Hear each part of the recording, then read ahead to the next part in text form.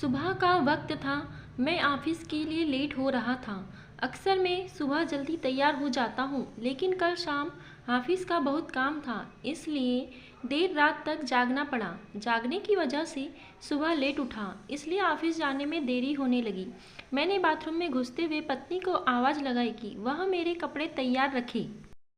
मैंने बाथरूम में ज़्यादा समय नहीं लगाया और जल्दी से नहाने के बाद बाहर आया।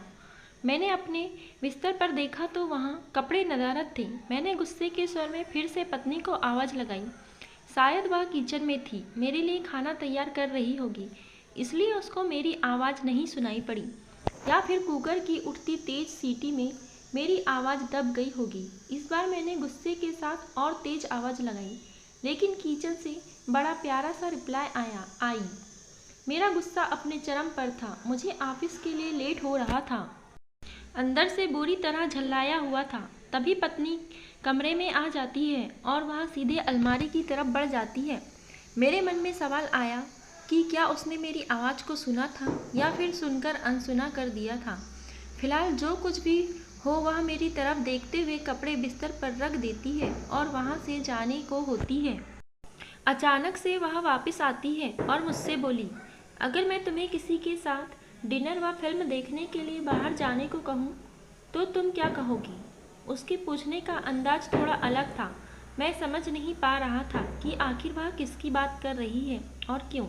शायद मैं जवाब देने के लिए तैयार था। फीकी हो। बातों ही बातों में समय का पता ही नहीं चला। मैं माँ के साथ थोड़ा और वक्त बिताना चाहता था, लेकिन अंधेरा हो चुका था और माँ को उनके घर छोड़ मुझे वापस अपने घर भी जाना था। इन शब्दों का मतलब बाद में समझ आया, लेकिन फिलहाल मैं माँ को लेकर उनके घर पहुँच गया और वक्त था माँ से विदाई लेने का। माँ ने एक उम्मीद के साथ मेरी तरफ देखा और कहा कि अगली बार मैं उन्हें बिल का पेमेंट करने दूँ तो वो मेरे साथ दोबारा डिनर के लिए आना चाहेगी। मैंने मुस्कुराहट के साथ माँ से कहा, माँ जब आप चाहो और बिल पेमेंट कौन करता है, इससे क्या फ़र्क पड़ता है? माँ ने मेरी तरफ देखा और मुस्कुराहट के साथ कहा कि फ़र्क पड़ता है और अगली बार बिल वो ही पे करेगी। इसके बाद मैंने माँ से विदाई ली और अपने घर की तरफ चल दिया। घर पहुंचकर देखा तो पत्नी मेरा इंतज़ार कर रही थी। उसने पूछा, कैसा रहा आज का दिन? बहुत बढ़िया। जैसा सोचा था उससे कहीं ज़्यादा बढ़िया, मैंने जवाब दिया। इसके कुछ दिनों बाद अचानक मुझे माँ के देहांत की सूचना मिली। उन्हें दिल का दौरा पड़ा था। यह इतना अचानक से हुआ कि मैं कुछ समझ नहीं पा रहा था। मैंने माँ के लिए कुछ भी तो नहीं किया था।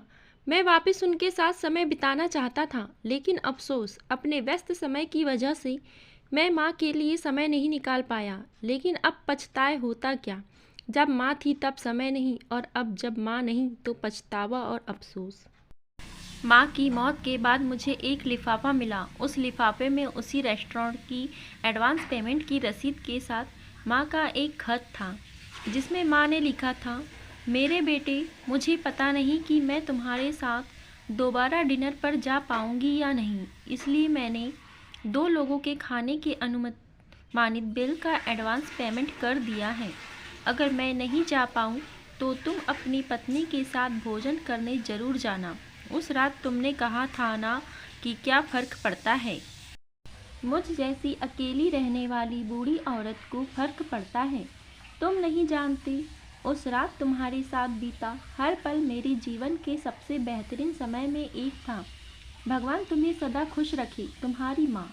इंसान को दुख अपने को खोने के बाद होता है। अगर समय रहते एहसास हो जाए तो जीवन में छोटी छोटी बातों से भी परिवार में खुशियाँ बांटी जा सकती है, और माता पिता तो जीवन के सबसे अनमोल धरोहर हैं।